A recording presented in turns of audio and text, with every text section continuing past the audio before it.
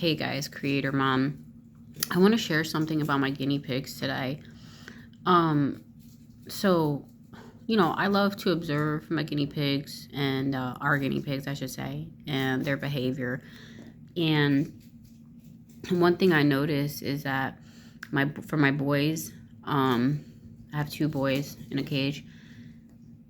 So every morning, I feed them, obviously, some lettuce. Today I gave them some peppers too. But I noticed I think that they also prefer something crunchy with their food also, specifically celery. And so this morning, but I didn't give them celery this morning. I just gave them some lettuce and some green peppers. And I gave them their kibble also. And I refilled their hay.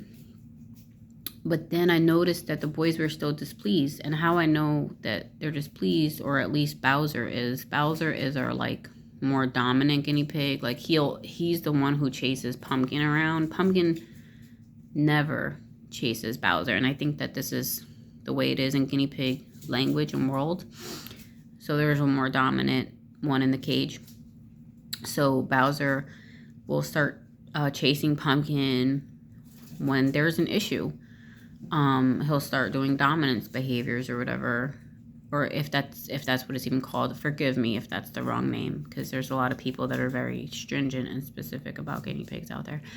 So Bowser will get on top of Pumpkin and start kind of nipping on his neck, just not, they don't hurt each other. That's just annoying when they keep doing it, because they make these sounds like it's just oh my god, why are you doing that to him? Get off of him, Bowser.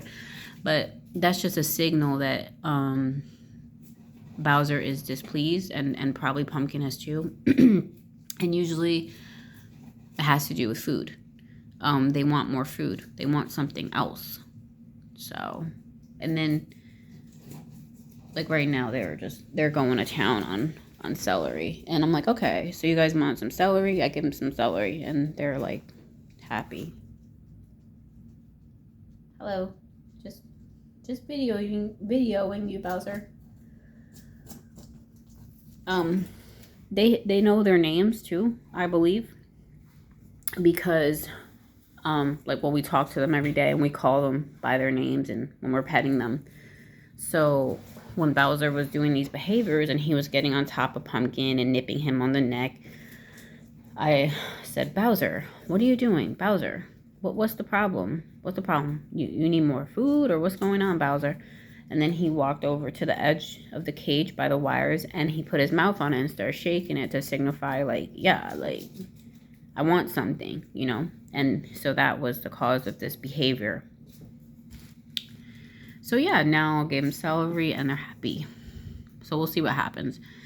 Generally, probably they'll be satisfied after they eat the celery, and they won't really ask for anything else. You would think that guinea pigs always ask for stuff, because they'll hear when you open the fridge, when you make sounds like that, plastic, and then they'll start weaking. But sometimes they don't, and you're surprised because you think they're going to do that every time, that they want food all the time, but they don't, because I've made those sounds and they didn't weak or do anything. So I'm okay, that must mean they're very satisfied. They don't need any food. They don't, they're full.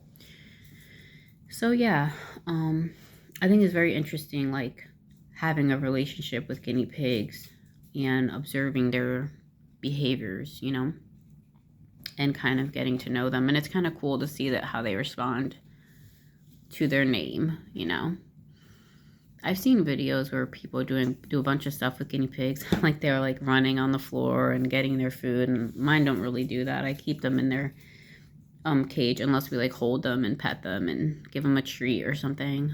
Sometimes I'll take them out. The ones that like to be, because well, it's funny because Bowser is dominant, but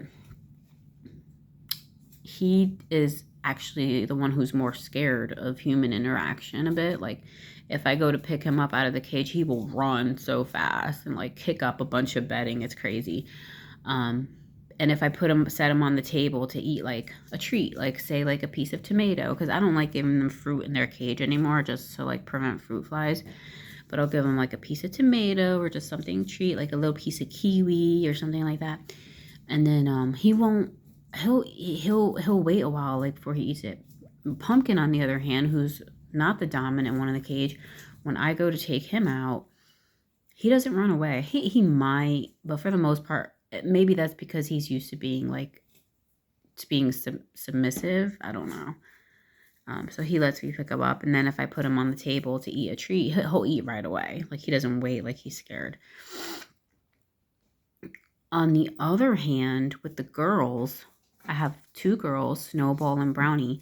Snowball is all white, and she's the more dominant guinea pig in the cage. But it's the opposite with them, because Snowball will let you pick her up, and she will, if you put her to eat a treat outside of her cage, she'll start eating right away. She will not hesitate. Brownie, on the other hand, is more submissive, but when I go to pick her up from the cage, she will run away. She will hide. She's more afraid. And if I take her out to eat something, she will hesitate too. Like she will not eat right away. She will be more frightened, I think. I guess. But yeah, so it's interesting, like I noticed different behaviors for the dominant guinea pig in the cages between the male and the female. And I don't know if it varies across all males as well and all females, whatever. Maybe every guinea pig is different. So yeah, I just wanted to share some fun observations. And that's it. Have a great day.